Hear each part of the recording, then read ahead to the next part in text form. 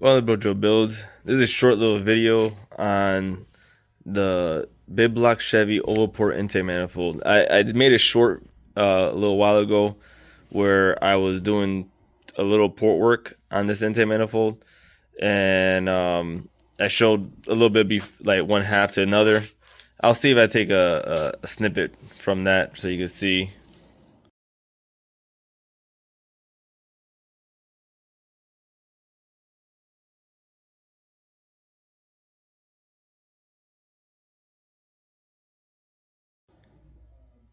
So as you saw, you could see like a little transition between one side to the other.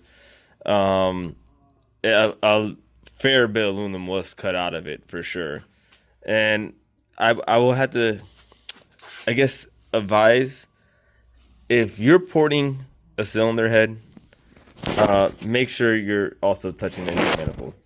It's almost pointless to do a real nice head and to choke it down with your intake manifold afterwards. Now, granted, there's nice intake manifolds out there, and they have a lot of work done from the factory, meaning the casting is the right shape and whatnot. But this intake manifold, like the way it came, and unfortunately, I don't have stock pictures.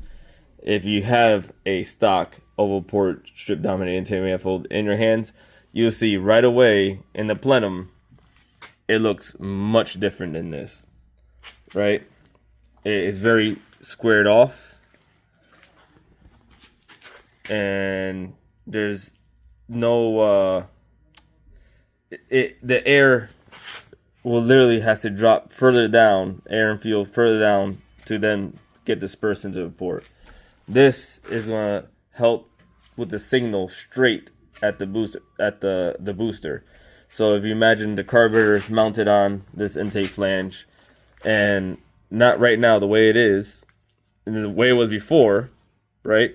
There was a material to about here, right?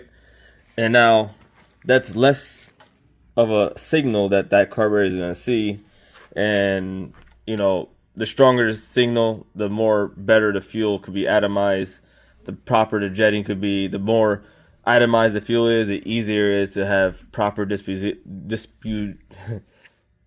the fuel properly dispersed throughout the intake manifold.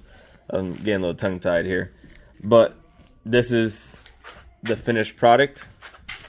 Again, you see the line of sight in the ports. Whoop, on this port, and all the way around. I keep it with a burr finish. I know there's a lot of debate all around on burr finish and Sisti roll right now and whatnot. I have been I used to do things with go up to a Sisti roll and before, and now I pretty much stop with a burr finish, and I see that I could do more with less time, and at the end of the day, like if I'm offering something to, this is for my father, but if I'm gonna do something for somebody, I could do a better job for them, make more power for pretty much less time. Because let's say if I'm gonna spend 5-6 hours porting an intake manifold for somebody, I'm getting paid for my time. I'm only gonna be able to give them 5-6 hours worth of work. Now with a burr finish, I could actually take more material out, especially in the right areas, to give them a better product at the end of the day. So again, and that goes regardless of the argument when it comes to the boundary layer and keeping the air and fuel suspended and stuff like that. So burr finish guy here now. So there's that. The intake side was gasket matched again, and then strain the port out. Over here, other side is the same. So matched to the gasket, and then straightened from that point forward. This wall the wall that the air and fuel is traveling against is been flattened as much as possible and keeping it straight. Like give it a point where it could straighten out and go into the port and towards the valve, So there's a little thought that goes behind it, because you're not straightening the port here, right?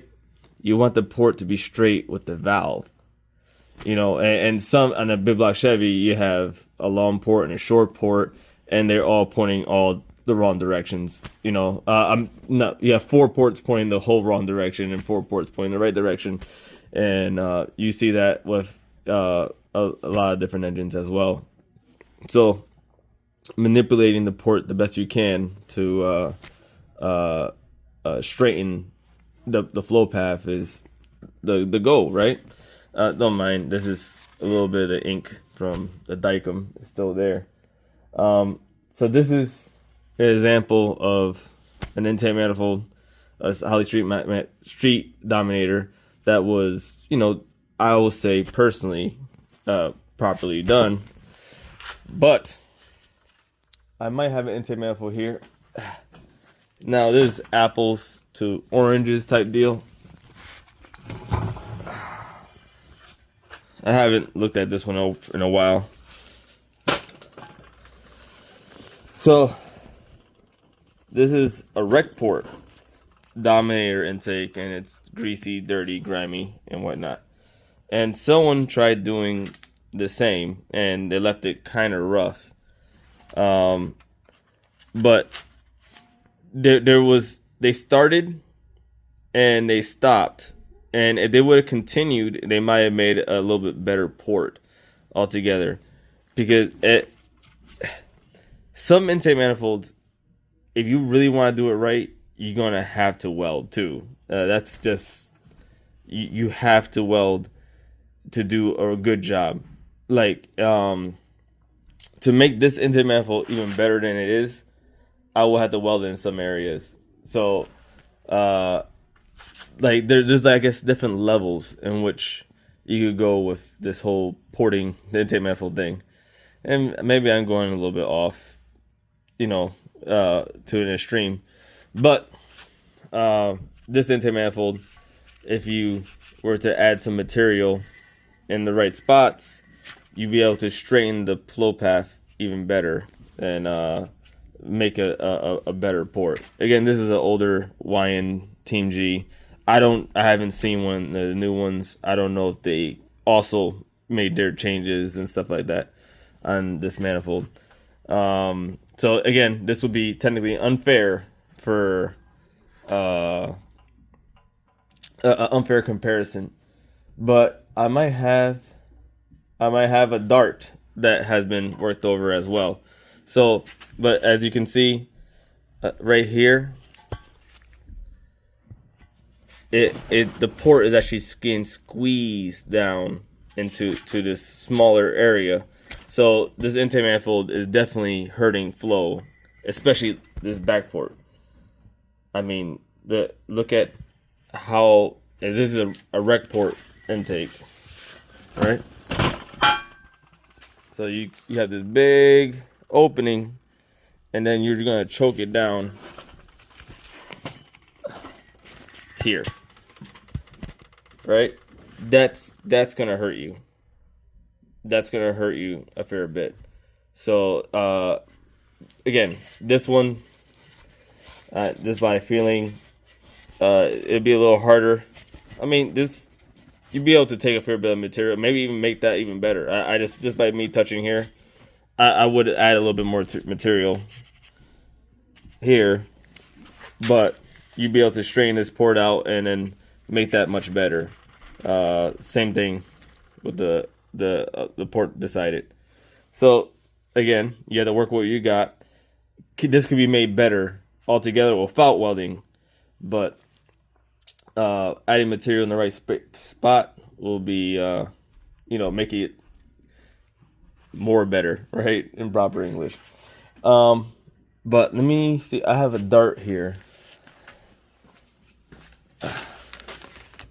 Now these intake manifolds are known. Hold on, I'm gonna put the phone down. All right, back. So these intake manifolds are notorious for needing some type of work, but the person that did the work did an okay job. I wouldn't have knife edged it. That I wouldn't have. But if you look at the line of sight on this port compared to that YN, this manifold will make a lot more power than that YN. That YN is strangling that motor. Meanwhile, this intake manifold is definitely far more open. So the design of the intake manifold is superior. And not only the design of the manifold, see, I need a light too. Again, this is intake manifold's a little dusty, been sitting around. But this is again a much better piece than the previous one. And you can see you know how much more area there is around the port. The actual ports are designed taller and much better. One day, maybe when I get my 496 together, we'll try this intake manifold on, and then we'll put on that one and see how much horsepower we could kill, or vice versa. I'm gonna touch this intake manifold just slightly. I think I can make this a little bit better. You know, you can see they cut the webs back further, which was actually a good thing for this intake manifold. But this intake manifold, even out of the box, looks like it's far superior than that Team G as of, flow, because this is going to allow the engine to breathe.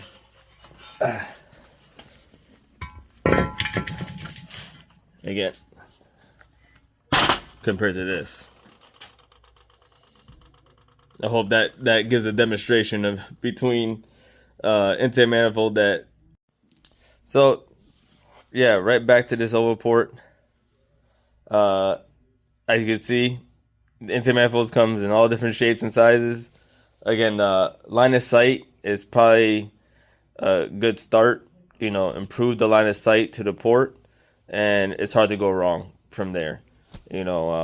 But if there's any word of advice to take from this big spew of me talking and sounding crazy, is that if you're going to port a head or get a ported head or even a high flowing head, and then you're going to put an intake manifold that is subpar on it, you're literally killing the performance of the combination you're doing. Maybe the reason why you don't get the performance that you're looking for from your new port job is because you have an intake manifold that is strangling it. So with that being said, Rojo Builds, like, share, and subscribe. Ring the bell.